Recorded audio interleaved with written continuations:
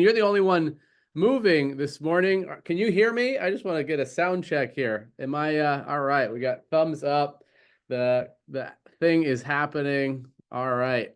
So good morning. Good morning. Good morning. Welcome to the Morning Rush. We are today, it's Friday. We're wrapping up the week. When I was a young David, my godfather David was a big He-Man fan, as was I. And I think at the end, it was like the fight was happening and it was time to wrap up the scene. And He-Man would take over and, kind of do the thing, take down the bad guys and end the show.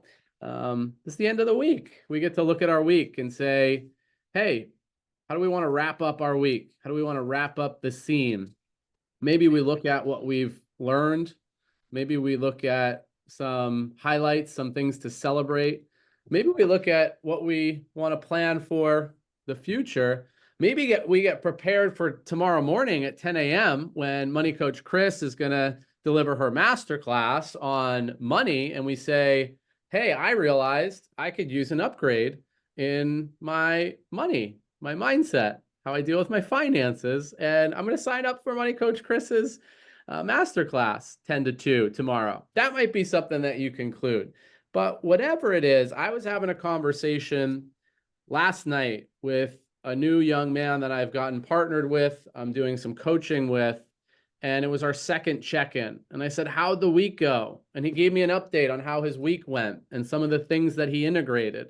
One of the things was simply journaling every day before the end of the day. And he talked about how much of a difference it made. And I said, okay, is that something that you want to do for next week?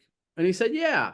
And then we talked about some other things, like what are your objectives and what are your things that you want to be up to? And what are other things that are important to you? And so we made a list of 5 things for next week that he wanted to focus on as we left the conversation. And so this morning on the Morning Rush, I think it's a good opportunity for us all to say, what's 1, 2, or 3 things we learned this week? Like, what's something you're taking away from the week that you say, oh, that was good. Like, let me reflect on that. Do I want to integrate it?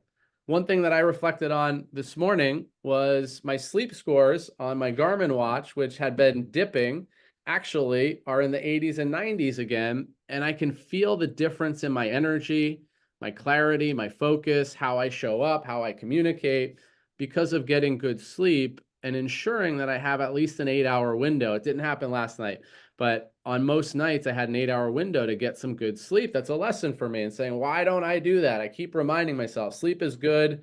It impacts other things. And yet sometimes I'll be watching something late at night or scrolling on the phone instead of shutting it down and going to sleep. So that's one takeaway for me. Janine, do you have something you want to put into the space in terms of wrapping up the week, something you've learned? What's on your mind this morning? Morning, D-Rush, and hi, Ruthie. I love when you're on camera. So 3 things, and one of them happens to be because of Ruthie, shameless, and the way that she is a ruthless stitches of creative tangents, Paris. Yesterday, she really had me profoundly realize it's okay as a facilitator to cry. Like you're okay. And it also had me realize how much my vision wants to be even bigger and how happy that makes me. Second biggest takeaway, oh my gosh, P.S. I love him even more than ever. I didn't even understand how much I wasn't using AI in the way that I was still pretending that I didn't know how to delegate. And with that, I actually had a beautiful conversation, which leads me to number 3. I love that yesterday I had met the first person who had attended a debate where they don't believe either person is good, and they're still watching because that's what you're supposed to do as an American. Oh, it was a beautiful weekend, and thank you for asking me, David. And I know you probably meant about the Morning Rush, so I'm glad that my Morning Rush family is in all different spaces. Back to you. Yeah, those are amazing takeaways. Well, let's do this, Janine, just because we want to play the game. How does that translate into next week? Because I heard 1, be vulnerable as a leader. 2, don't sleep on AI and realize how powerful it can be. And 3, it sounds like be open to perspective and participation, even in the face of people you may not agree with. So how does that translate for you? And this is for everyone. What are your takeaways and how does it translate into next week or something you might shift or alter? You could choose any one of those, Janine, but how does it land for you? So this is brilliant, David, because I'm going to take my biggest takeaway out of all the breakout rooms I've had Monday, Wednesday, and Friday and give it to Anthony Marie Noel. The best way I can translate it to next week, write it down and do it. Write what down and do it. I wasn't clear on, say that again. Oh, how many facilitations I'm going to do throughout the week next week and see I'm able to be a 10 out of 15 in this one.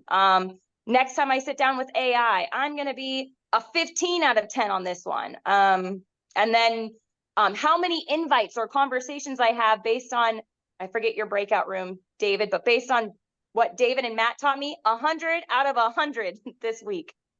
Okay. All right. So it's like, it's all right. Take the things that we learned and then say, I might track them next week and measure them and say, did I get to that place? Like, was I vulnerable in all the places that I shared and all the places that I led?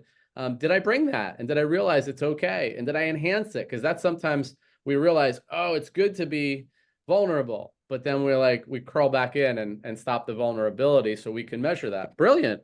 Brilliant, Janine. Anything else? I saw your face kind of pop up. Was it? Yeah, there it is. She's raising the hand. It's like I can see Janine's mannerisms popping through the screen. Janine, last comment, and we're going to go into breakout rooms. But everybody thinking, what are a few things you learned? What are a few things you'll put in? Maybe there's a couple of wins to share too. Janine. So the biggest area I'm going to have a breakthrough, David, is because of Money Coach Chris. Because there are some moments that I realize by saying no, I'm being respectful for myself, and saying yes, it adds to my wealth, my abundance, and health. And Money Coach Chris, shout out to Kayla Allen too, because I'm realizing we should also track our no's. So that's my other big takeaway because of this morning rush community, Monday through Friday, 8 a.m. Eastern. Back to you. Thanks for the extra landing a plane. Janine, say it again. Say, because I think it's valuable what you're bringing, like track your nose, like, and bring out what you learned from Money Coach Chris. I just want to hear it again because I think sometimes it goes so fast that we may actually miss it. So let's reinforce it one more time. Shamelessly, I'd rather hear it from Money Coach Chris since I'm just ad-libbing what she is and she's doing it. Go for it, Money Coach Chris.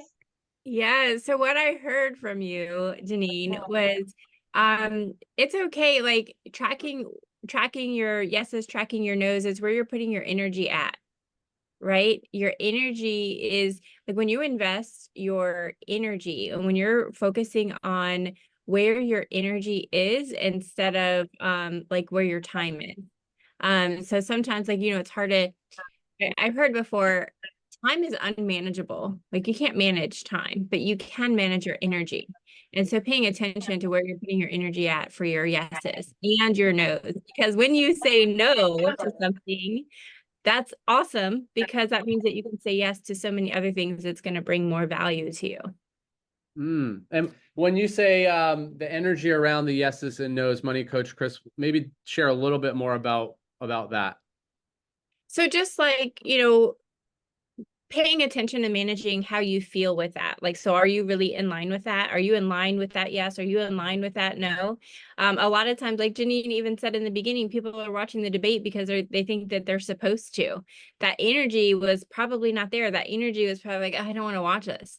So why do it then? And when you see things on your calendar that don't fulfill you, now there's things that we all have to do, right? Like we have to clean the bathroom, we have to wash dishes and things like that, but they're paying attention to things like that maybe you could outsource instead of doing yourself, right? So like Ruthie has a big project to upload all her operating procedures and all that kind of stuff.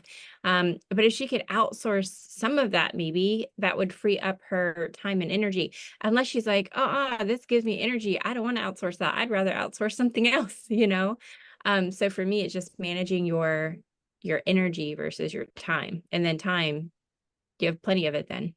Yeah. Anything that you learned this week before we go into the breakout rooms for yourself, Money Coach Chris? What have you learned this week? Yeah, so I was able to jump on, not every day, but a few days for Peter Swain's AI. And that was incredible. I actually used it for the first time to help me create a weekly meal plan for because I never thought about using AI for that, and getting better on asking questions. And then that goes into getting better on asking questions, not just to AI, but to people in general. Like, what is it that we're trying to accomplish? What are we trying to create? And if we can ask like really good questions, then we might get a lot different and better answers. Ooh, how might you implement that? How might you implement that next week? Yeah, that's like, you know what? You know what? And David, you had asked, I think, a question in another conversation that we were on this week, and it really started making me think about, ooh, I think your question was like, how do we get the majority of our clients already? And I was like, oh, and I was stuck on like, maybe somebody I should outsource some work with. And when you ask that question, I'm like, oh, I get way more clients from speaking in groups and on stages. So I need to partner with somebody that's going to get me on more stages. So Mm, yeah, so like you asked that great question, right? And then so I was like, oh, okay, so for me it's like not only like how can I ask questions different, but also listening and hearing other people when they're asking me questions.